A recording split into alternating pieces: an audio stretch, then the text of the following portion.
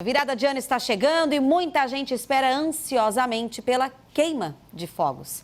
Só que para algumas famílias esse momento é difícil e às vezes até traumático. A gente fala muito dos barulhos dos fogos para os animaizinhos, só que para os autistas o barulho dessa comemoração causa um incômodo que pode desencadear muitos problemas, momentos de crise até.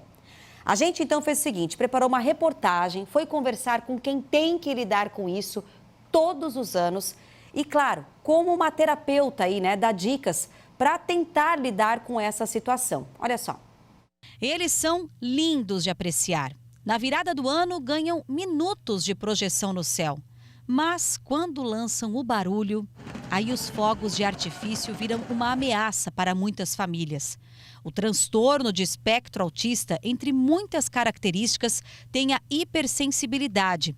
E para a audição, dependendo do grau, pode virar uma grave crise.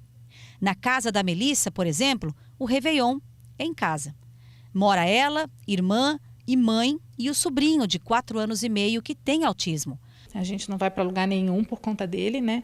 Porque não é só o som, aí junta fogos, né? Junta o som das pessoas falando, gritando, conversando, né? Então, mas os fogos realmente assim é o que mais prejudica, né? Ela explica que o menino utiliza um abafador no dia a dia, um fone de ouvido iguais que os profissionais de pista de aeroportos utilizam. Ela se especializou até como psicopedagoga, justamente para atuar com o sobrinho. E explica bem o quanto afeta. Ainda que tenham meios da gente tentar contornar a situação, elas não são suficientes, né? Porque a hipersensibilidade auditiva, né, da criança com TEA é bastante real e abafador de som, levar para algum lugar, né, mais tranquilo, se fechar no quarto com a criança, tudo o som continua, o alcance da audição dela é muito grande, então são medidas que vão ser paliativas, né, mas elas não vão resolver. Essa terapeuta ocupacional também explica, é isso mesmo, é uma hipersensibilidade muito delicada e até compara o quanto traz impacto para quem quiser entender na prática. Os sons dos fogos de artifício, muitas vezes, equivale a como se ficasse uma caixa amplificadora com som 24 horas, só naquele período de intensidade que fica. E o cuidado, ela lembra que precisa começar horas antes da virada. Por exemplo, o som alto, festa, muita gente reunida, falação mais alta que o normal, toda uma rotina alterada que já provoca uma chamada desorganização mental. Muitas cidades já sancionaram leis que proíbem os fogos de artifício com barulho, mas muitos particulares utilizam no dia a dia, horas antes da virada inclusive.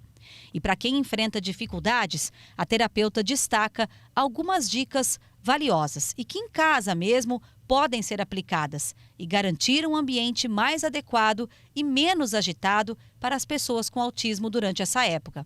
A primeira poderia ser conversar com os familiares de pessoas próximas das casas para conscientizar as pessoas sobre os fogos de artifício silenciosos, por exemplo, como o fato das estrelinhas. Lembrar que muitas das pessoas não sabem quais seriam os impactos dessa sobrecarga sensorial para as crianças com transtorno do espectro autista. Outra dica também bacana seria preparar para que aconteça o show dos fogos de artifício na região.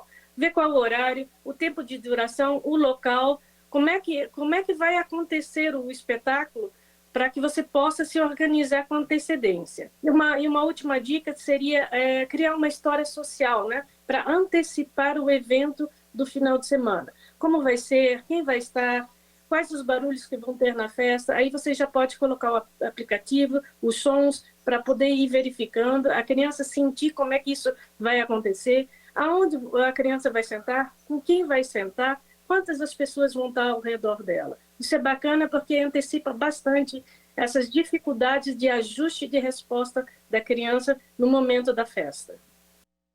Você sabe, quando a gente fala em inclusão, nos últimos anos, cada vez mais ela deve ser colocada em prática. E não é apenas você mostrar que existe determinada situação, mas como no dia a dia você também pode se adequar àquela determinada realidade. vizinhos, amigos, né? A gente fala, ó, ali a gente tem um membro, alguém que tem o transtorno de espectro autista e vamos tentar ajudar de alguma forma. Para quem às vezes está numa praia que é muita gente, é difícil, porque muitas cidades, por legislações, já colocaram aqueles fogos de artifício sem barulhos, mas tem aquele que compra de forma particular e é do lado, às vezes, daquela residência, daquela casa. Bom senso, respeito e uma boa harmonia para que possa ter, sim, mais paz. Claro que existe um acompanhamento, existe sempre toda uma equipe multidisciplinar para atuar com crianças até a fase adulta que tenham o autismo. Mas a gente saber que próximo a nós possa acontecer algo assim e de alguma forma procurar também ajudar, viu? É ter esse olhar